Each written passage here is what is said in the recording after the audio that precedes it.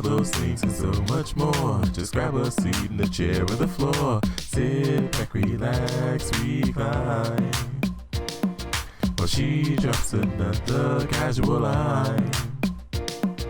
You're tuned into Casually Molly with Molly and Bergie. All right, everybody. Welcome back to the Casually Molly podcast. I'm your host, Molly Ambergy, based here in St. Louis. We interview comedians, musicians, artists, you name it, every week. And this week's guest, I'm very, very happy to have here. Please welcome Paulina Combow. Hey. I love that you were dancing. Oh, you're so welcome. How are you doing? I know we got to chat a little bit, but for everybody listening, why don't you tell us a little bit what's going on in your life? What's happening? I'm doing pretty well. I live in Kentucky right now. Yes. And we're just kind of transitioning our stuff from LA still and to Nashville. Yeah. Oh, well, see, we were talking about, Casually in Bloom. For those of you who are following us on Instagram, if you haven't, we'll probably drop the handle in a hot second. Ryan, you can hit it when you feel like it. And then, but what I was going to say, perfect. If you're watching on YouTube at the Casually Molly podcast, we do the hashtag Casually in Bloom about changes you're doing this spring. But that's pretty exciting. What inspired you to do the move to Nashville? Well, we kind of came out here temporarily for the pandemic, which is where my family lives. Yeah. And I don't know, just started enjoying it and decided to look at houses. And then my fiance got permission to work remotely with his job. So in LA still. Nice. Okay. Very cool. Well, Paulina, you're a very talented comedian, writer. I know that you are originally from one of my tri-state areas, Kentucky, as you said earlier, because I'm originally from Cincinnati, Ohio. Let's talk about your roots. What got you into, you do comedy, you do writing. Did this all start in Kentucky? Because I know eventually you made your way out to LA. Let's talk about the very beginning. What should we know? The very beginnings? Yeah, I guess in Kentucky, I'm trying to think. I don't know if I was like a budding writer at that point. Yeah. It wasn't until I think after college. No, I mean, it was really not until I went to grad school. Okay. And I was working at a community college, and my goal was to be a community college teacher, because I had been working there for a few years. I really liked the environment. I'd never really known that much about community college. Mm-hmm. And I was like, hey, this is actually a pretty good option for a lot of people, and you could be really proud to go here and stuff. And I liked promoting that. And and then I think I just also took a class at Zanies. Okay. Because why not? When you're already in grad school, why not take some additional random class?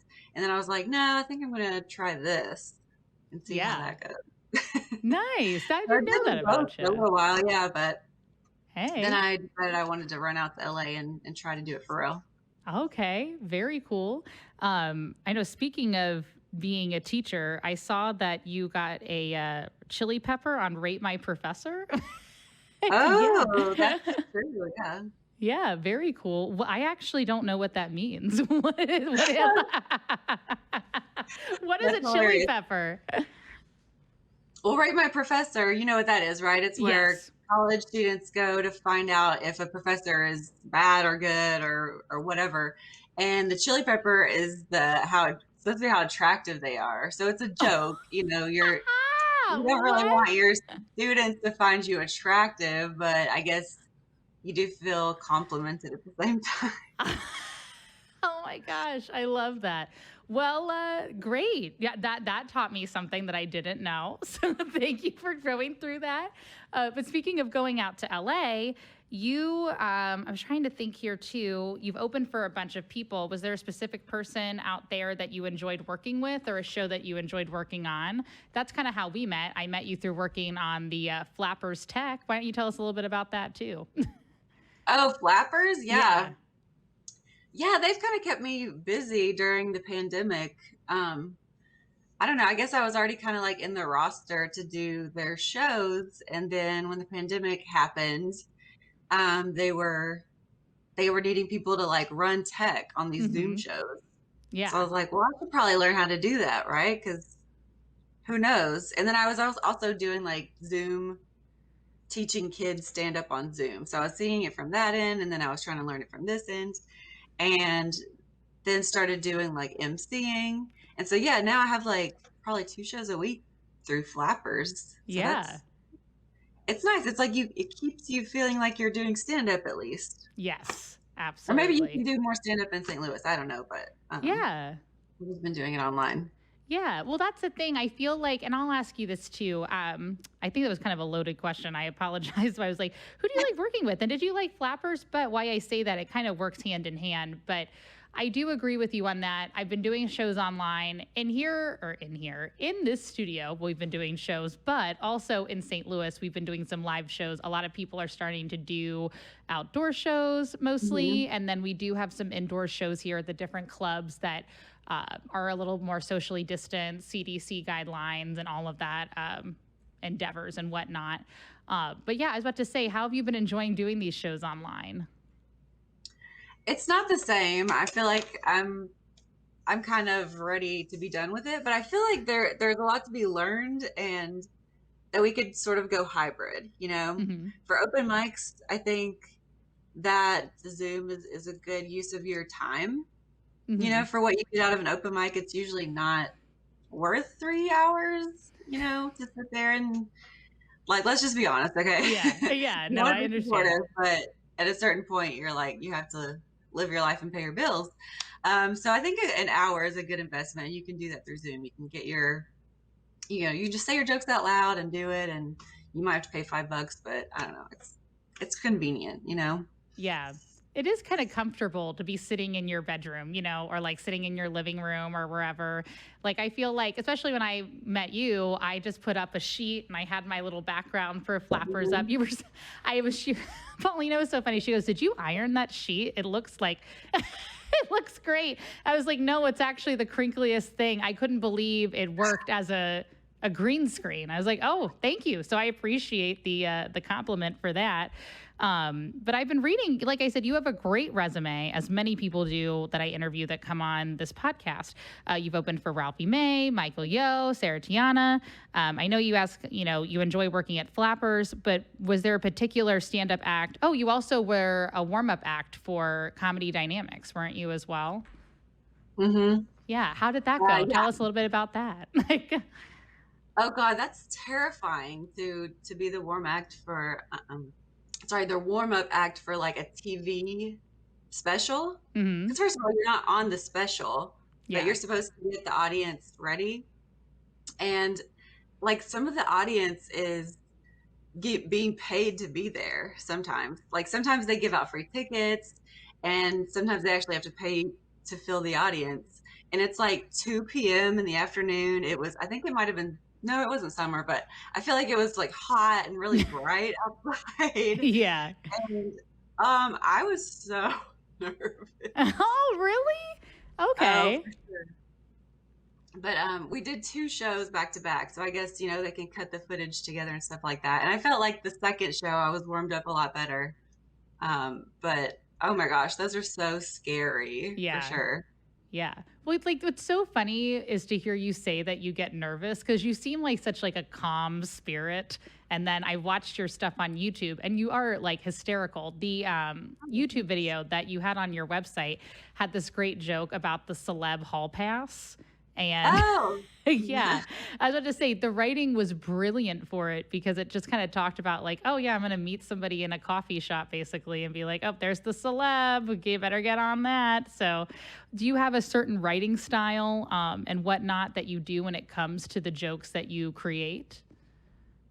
I workshop with a lot of people. Okay. I think that's always what I've really liked to do.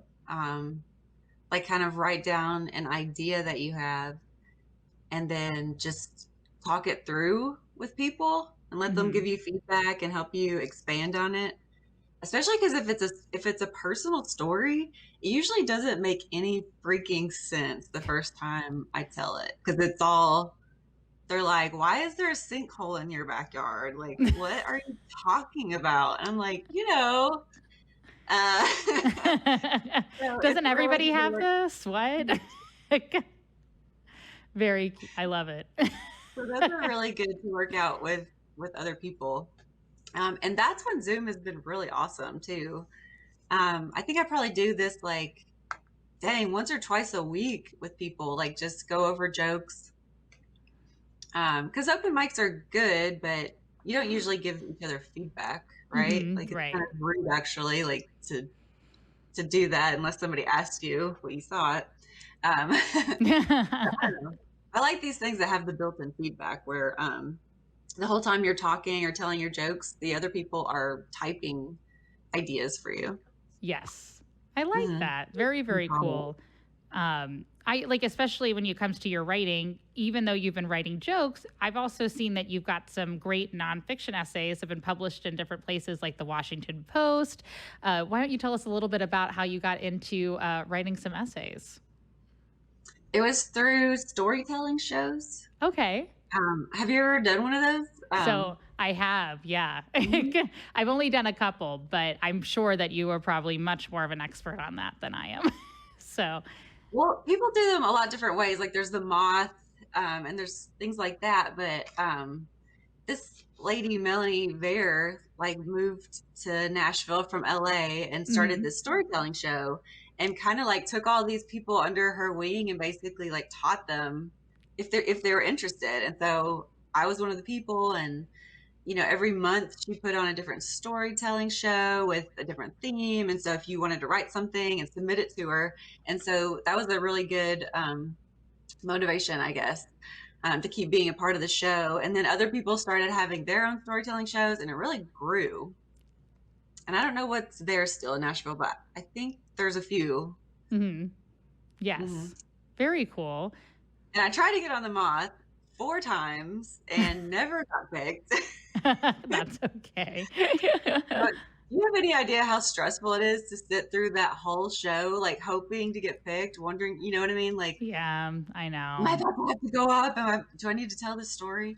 Yeah, no, trust me, I haven't been obviously in that specific situation, but I was a theater major and just like auditioning. And then especially when I would audition for musicals, like you would have like the cattle call of all the dancers. And it's like, oh my God, did they see me? Did I, dance a certain way? And then you keep going through. And then finally it's just like you're like in the final 4 and you're like, am I going to be in that final 2 in the end? And then when you do the same like auditions over and over again, and then you don't get in, you're like, this is so stressful. I am so stressed out about this. So I 1000% can relate and understand that. But was there a specific, like you have a few mentioned here, like there was something that I read, the award-winning anthology, that time of the month, the Nashville edition. Why don't you tell us a little bit about that? That sounded hilarious already. I'm very intrigued. That was the show I was talking about. It was called That Time of the Month. Get Out. Okay. Yeah. How did that, how did that work? Well, the idea was that it was all female performers and then one token male. So, that time of the month is kind of a female reference. But we ended up, there was like this loyal male following as well. Like, yeah. Such good sports about it. And knowing there's only one open slot for a man each month, like we had so many funny guys submitting. But I don't know. Yeah, that was really fun. Oh, but you were asking about the book, I guess. So when Melanie had lived in LA still, she put together a bunch of her favorite essays from the show and published it. And there was like, famous people that you probably would recognize in it because it was LA. And then so when she came to Nashville, we were like, do one for us. Nice. So she did, but what I didn't know is that she entered it into all these festivals and stuff, and it won a bunch of awards. Wow. Oh, very cool. I love that. It was my very first essay that I ever did. Isn't that crazy? Yes, that's nuts. And you're just like, wow. I love that. That is, I mean, that's what I'm saying. You seem like such an accomplished, like what I love about you too is how humble you are. Like you're just sitting here and you're like, yeah, that was one of my first essays. And like, that was really cool. And like this happened. And I'm like, that's major. And I mean, it seems like you have also kind of crossed into voiceover work as well. Why don't you tell us a little bit about that? I noticed you had a web series, Ruby Ray King. That was just stuff that we did with friends. Okay.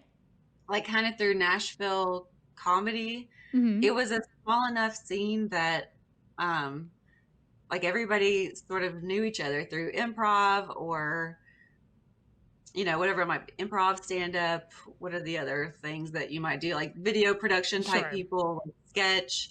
And so we did sort of like cross over and work with each other on stuff. Oh, and then there was animation. Oh, So very there was a guy cool. who did cartoons and had a bunch of comedians do the voices on those. And he's still doing those. Very, very cool. No, I just was like, oh, this is quite interesting. And obviously I learned about what the chili pepper was. What? I would love to get voiceover work. I don't even know how to do legit stuff. I think you have to have a really great setup at home and to be able to send in your auditions, which Oh, I would totally. Oh, yeah. No, invest in. but you're also, like I said, you're still developing great things. Let's talk about your storytelling workshop for the Claire Foundation in Santa Monica. Why don't you tell us a little bit about that? That seemed really awesome. Oh my God. Yeah, that was seriously intense. It was, I don't know. I was just kind of coming to terms, I guess, with the fact that I had a lot of people in my life and my family with addiction, and it was causing me to attract other people into my life with addiction. And, you know, Yeah. that whole Al-Anon thing, if you're familiar. So Mm-hmm. as a way of trying to like figure that stuff out, I put together this workshop for storytelling for this rehab center. And so it was a free rehab center that like low income people can go to. And it's at the beach, it's Santa Monica. So you're thinking like Passages Malibu is like 60 grand a month, or you can, an actual real person can go to this Claire Foundation rehab. So I kind of pitched them this workshop. They were like, yes, please, we need group activities. And for whatever reason, they put me in a men's group, which, Okay. you know, like everything I did, I was just like, I like to be around like female comedians and female writers and female storytellers. And it's just like, no, we're going to stick you in this room with 25 men and you have to figure it out. Right. Just do it. And it was 8 weeks because that's how long rehab lasts. Yeah. Yeah. So no matter when they started or when they came in, if they finished the whole program, they would get all 8 weeks of it. Yeah. And so like each week we would focus on a different element, but it was meant to help them tell their stories and figure out why they did certain things or why they had certain reactions, right? Because once you figure out how you react to things, you can kind of change that, Right. I guess. Mm-hmm. So it was super powerful. Like there was a couple of times that guys got into fights. And I was supposed to have always like a helper with me, and they were really understaffed. So it was just me usually, and I would have to de-escalate the situation. Sure. Yeah. Mm-hmm. So that was pretty intense. So I don't know. I learned a lot. I don't know for sure if I would want to do that again because it was intense. Yeah, no, especially when you're in a different environment and you're trying to, like, doing something like that is just, I mean, it's a beautiful thing that you did that, but you know, there's just different personalities that maybe you haven't been used to before, and like different situations, like you said, like fights or anything you maybe like haven't experienced. I got to work with a really cool program here called Prison Performing Arts. And it was, especially when I was heavily involved in theater, I had a really beautiful experiences of being able to go to the detention centers, both for, you know, underage and then, you know, for adults, both men and women. And, you know, you really have to enter spaces like that with respect, which I'm sure you do. And there were many times where I would be like, what if I can't relate or I can't understand? But I'm sure, having somebody as lovely as you walk in and have that experience for 8 weeks for people who are struggling, you used your art and your comedy and your storytelling to touch somebody's life like that. And I noticed you do that a lot. There was actually on your Instagram, because I was obviously stalking you before this. And Me too, girl, oh don't yeah, worry. don't worry, just equally stalking each other. Welcome to 2021. There was a young, I don't know if he was a boy, like a young man that you were teaching. Was that also comedy related, or is that something you just like to teach on the side as well? Cam? You might be talking about my brother, Cam. Yeah. Oh, that was your brother? He's adorable. Yeah. There's a 21-year age gap. So usually get people out. think he's a child or, Yeah. I just was like, oh my God, she's teaching people. This is lovely. But that I relate to that because all of my siblings are about 14 to 20 years older than me. So I was like, do you just tutor on the side? You're like, oh no, that's my brother. I probably should be. And I've been like thinking, should I be tutoring people while, parents are having to work and their kids are staying at home? But yeah, I didn't know what to be. Like, these kids are like little virus carriers or something. I was trying to be careful. I didn't want to get Cam sick because people with Down syndrome are compromised, I think is the word. Yeah. Well, that makes sense too. That's actually another question for the pandemic, obviously. Did you and your family just stay all together under one roof, and did you kind of connect with each other? How did that work out for you when you moved back? Yeah, I think my family did kind of create a bubble. We did quarantine for 2 weeks when I first got here, which was really hard. It was super duper hard because we were all freaking out and scared and didn't know what was going on. Mm-hmm. But I was very, very fortunate to own a house already here. I remember that now. Yeah, I had it set up for Airbnb. And so I basically just canceled my reservations and was like, I live here now. Yeah. I don't blame you. I'm sorry to the people who were going to visit. I know the people that were watching this episode because they wanted that Airbnb at the house. I know you're probably just going to turn it off right now because you can't stay there in Kentucky, but totally fine. It's okay. No, you'll be able to come back at some point. But now that I learned, he was adorable though. I was like, who is this young student? But hello, shout out to Paulina's brother. And so, but there is something I read too, Laughter on Call. It was saying that you were matching comedians with people who have memory loss. Why don't you tell us a little bit about that? That seemed like a very interesting concept. Yes. Okay. I didn't get to work with them for very long because just a few months after I started working with people, is when COVID happened, and the nursing home I was working at actually had several deaths. It was super duper scary. Wow. Some of the earliest cases in Los Angeles.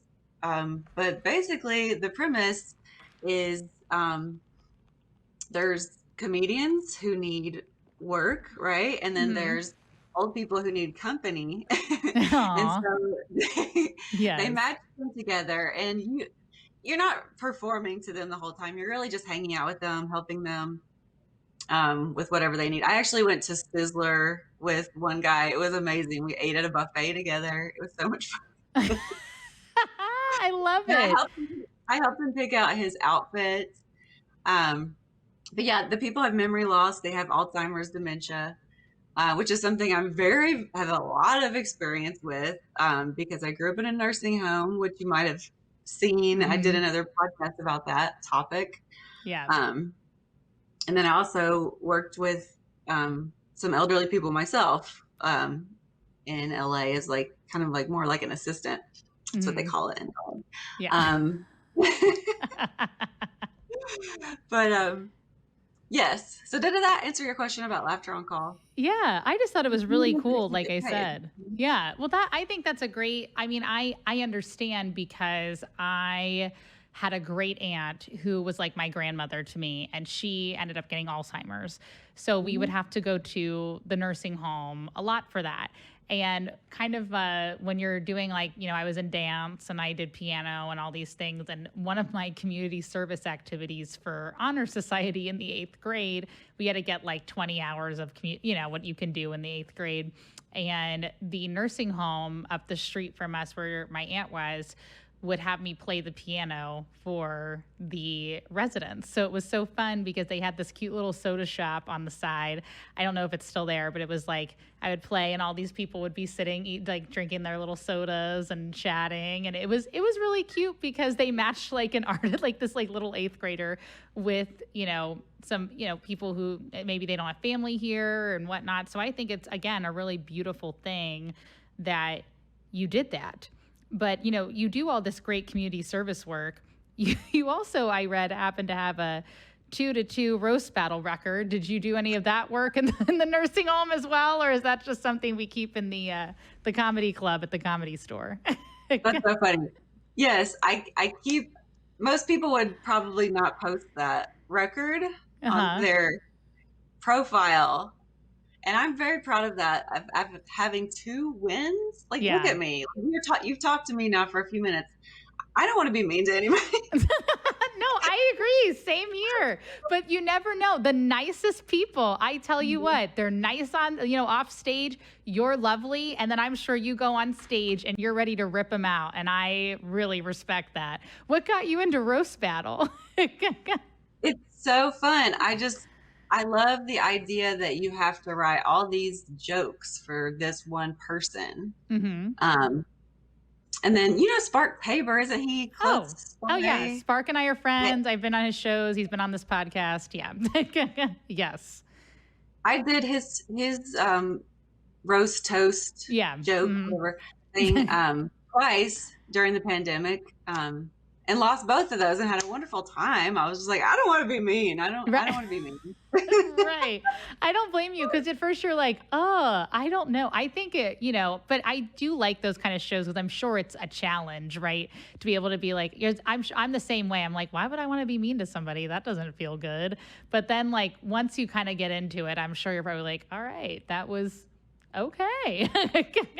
So very cool. I love that. I mean, I'm sure that was one heck of an experience to say the least. So, okay. So the roast too was, a lot of it was, I really respected all of these people who were going up and doing this. I love to watch the roast. And I think I'm like a mean joke writer. And then I say something mean and people are like, this doesn't sound right coming out of you. I'm like, no, I can be mean. But you'll feel like I complimented you, but I'm going to be mean to you. Yeah. But it was always about getting the respect of the person I was roasting. Mm-hmm. And I'll tell you what I think gets your respect. Don't go for like the most obvious thing. Like if a person's overweight, don't do all fat jokes. Like all they've ever heard is fat jokes. Like tell them something that is actually gonna sting because they're gonna respect that. Like don't call me a redneck. Like I've heard that a million times. I get it. Right. Okay. Like, say something about how I'm old on TikTok. That's what's gonna hurt me. Yes. Like figure out what is actually. That's what they're gonna respect. Don't just go for the obvious. You know what I mean? Mm-hmm. I completely agree. It's going to get you laughs if you tell that bad jokes, but it's not going to get you the respect. Yes. Oh, that's great advice. That's a clip I'm definitely going to use for this promo if anybody's curious on that. But that's really good advice, actually. Yeah, I'm really impressed by that. I know I keep saying that, but I don't even know where to go from that. But speaking of getting respect, we were talking about earlier how you're a writer. You have a book that you have, I mean, it's on Amazon, both on paperback and Kindle. Why don't you tell us a little bit about that? I have a lot of respect for you for that. That's awesome. Yeah. So I don't know, like I've been a writer for a long time and I've published some things. Like you said, I had a few essays in the Washington Post. I've done like some satirical things, but like stand up, you feel like you have nothing to show for it. Right. Shows you're like, that one person knows that I'm funny because they were there. Yeah, but exactly. I was like, man, I really want like a book or something to just like hold. And then I was just like looking more and more into this Amazon thing, and I'm like, I've always looked down kind of on this like self-publishing, like what is this? I don't understand. You have to have these boxes of books in your car, in your trunk. I don't want to do that. Yeah. But that's not what it is at all. Like you just you like submit your manuscript basically, and then you can just order copies from them and they print them on demand. It's amazing. Yes. No, I was So that's what I did. Yeah. Oh, sorry. Go ahead. You were saying something. This is the one thing about Zoom sometimes. I'm like, hello. But go ahead. No, that was like basically the process of why did you write a book? It was made up of a lot of the stuff that I came up with for the kids in the stand-up comedy class. Mm-hmm. And I was like, let me just compile this and make some cool designs. And so it's kind of like a joke writing book, but it looks like a coloring book. And I don't know. I feel like that's something that'd be fun to take with you to open mics and to write through when you're sitting there for 3 hours. Yeah, right. When you're sitting there for that long time, that's another thing too. Why don't you first, before I say anything, why don't you tell us the title of the book as well, and then where we can find it? Well, it's called 101 Funny Writing Prompts. There you go. Perfect. Which is based on SEO and just hoping that people will find it if they're looking for something like that. I want to read it. I'm very excited. I'll probably order it after this episode. But you were talking about open mics, especially in LA. Jimmy and I, Jimmy's my boyfriend. We went to LA right before the pandemic hit, and we were there in February 2020 for a week. And we went to the Ice House, which was like about a 3-hour long mic, and it was a bucket mic. I didn't get up on it, but he was able, and he went up. And then we went to a few other mics as well. And then we did a show through a friend of mine who produces them at Fourth Wall Cafe. Yeah. So that was really cool. But I was about to say, an open mic experience, right? You've got like we had a knight show up one time in shining armor to helium. Is there an open mic? I mean, you've done plenty of shows obviously since then, but have you ever had a crazy open mic experience being out in Los Angeles that has, come to mind as I asked that question? Yeah, no, you're absolutely right. And I think that's why I was like, we should do more of a hybrid kind of, this kind of that, because at open mics, anything can happen. Celebrities can drop in. Mm-hmm. That happened all the time. Before the pandemic, I was hosting a weekly mic at Haha Comedy Club. Yeah. And so sometimes we did have some either like famous comedians or like famous or Utah, you never know. Like, you never know. I would always go and tag people, and they might have 3 million followers, and I'm like, oh my god. Yeah. They weren't funny, but okay. No. No, absolutely not. So supportive.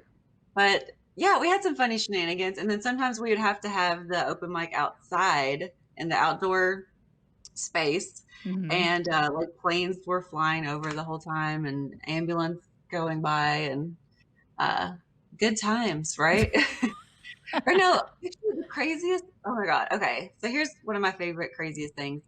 In Hollywood, there was an open mic in the upstairs of the Hooters, and that was one that I tried to go to a lot. It was just so much fun, and it was like a bucket thing.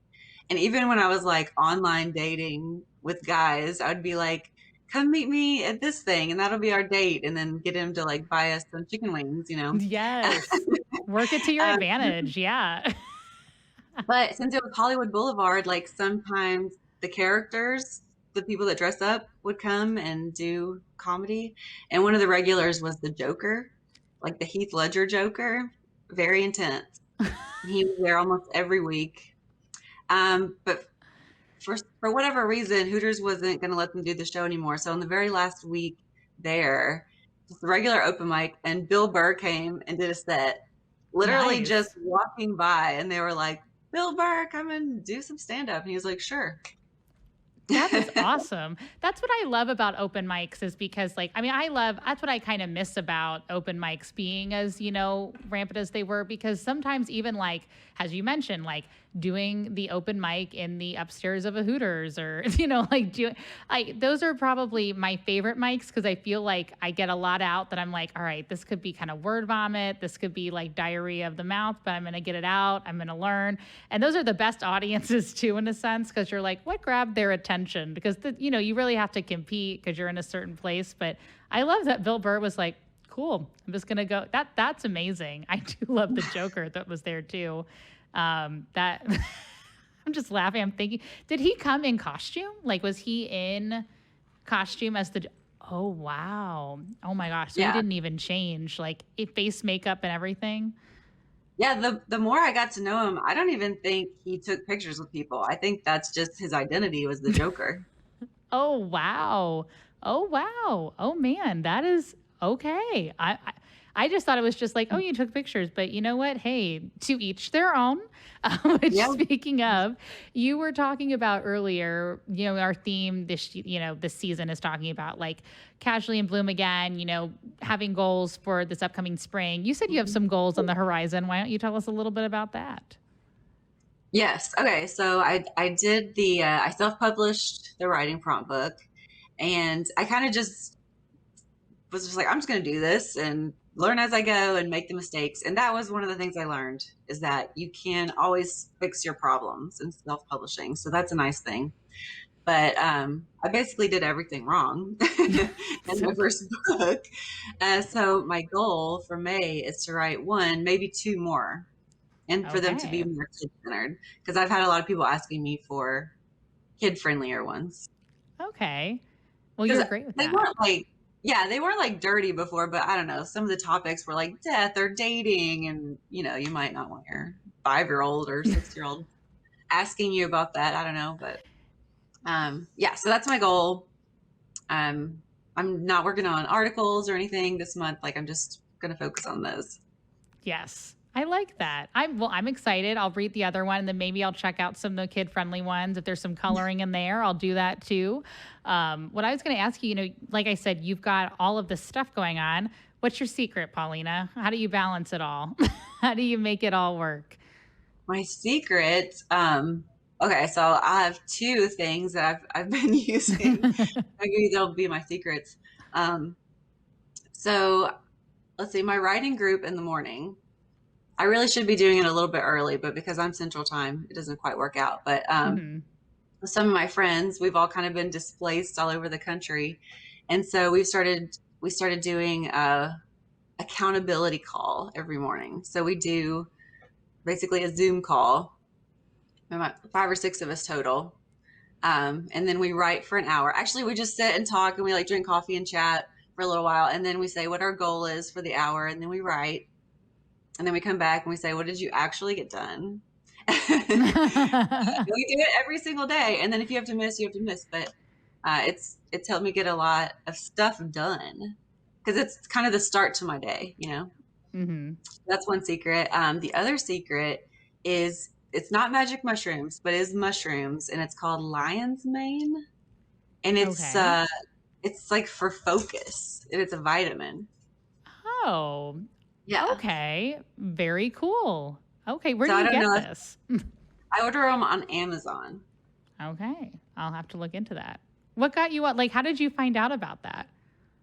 Another of my female writing group people, like, we're always telling people about things, and she was just like, hey, I took some lion's mane and made this awesome spreadsheet, and I want to share it with you. And we're all like, tell us more about the lion's mane, but thanks for the spreadsheet.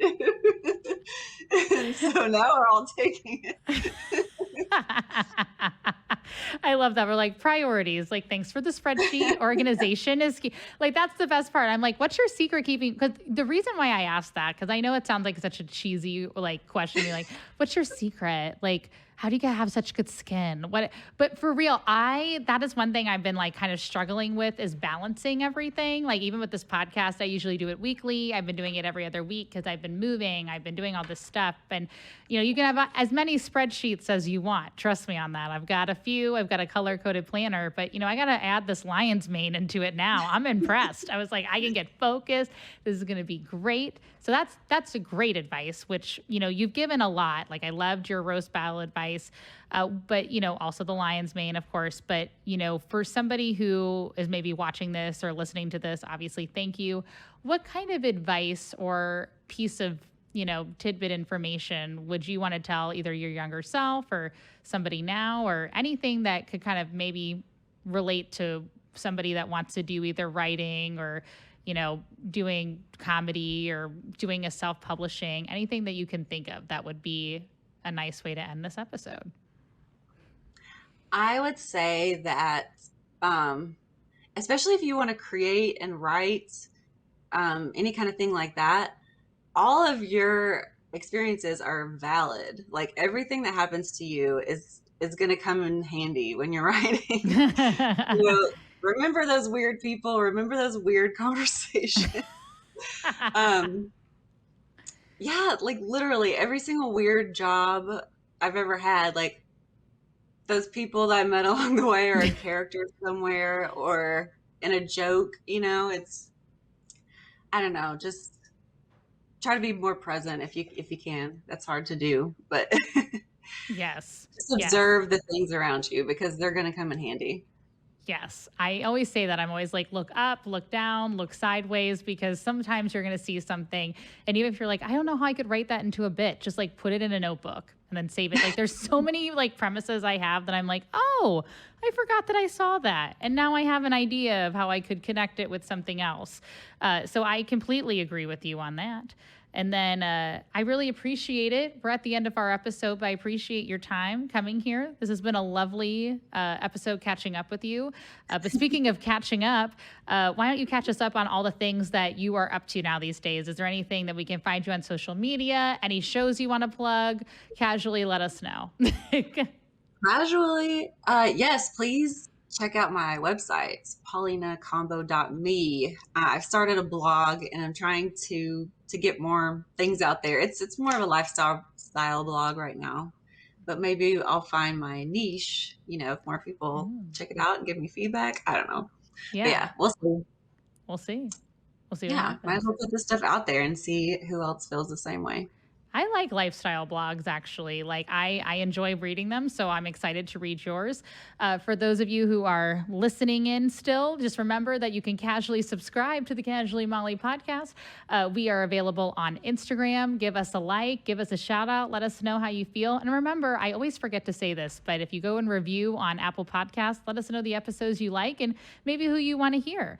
But now that we're done, I always ask, what are you going to do now that our episode is casually done? Right now? Okay, so thank you for watching the clock because I just got into the conversation, but I have to switch over to hosting an open mic at Flappers. Yes. Oh, you do? Well, see, it's a great... Yeah. By the way, can anybody watch the open mic? Is there a good way to look at it each week? Occasionally we do have people do that. I think you still have to get a ticket. Okay. But there's comp tickets available every week. Okay. So always go and look for that link. Just always go to flapperscomedy.com and find that night. And there should be comp tickets, so you don't have to pay for it. Oh, very cool. Well, anybody, if you're interested in watching the Flappers open mic, I had a really great experience working with Paulina on the show that I did with them. Go and support. Yeah. Especially like if any local comedy in LA or Nashville or St. Louis, whomever, make sure that you support your local comedy clubs at this time. We really appreciate all the people who have been supporting this podcast as well. But I appreciate most importantly, my time speaking with you, Paulina, and I'll let you go to your show. But thank you for sitting down and casually chatting with me for this episode. Thanks for having me. I can't wait to watch. All right. Sounds good to me. Bye, everybody.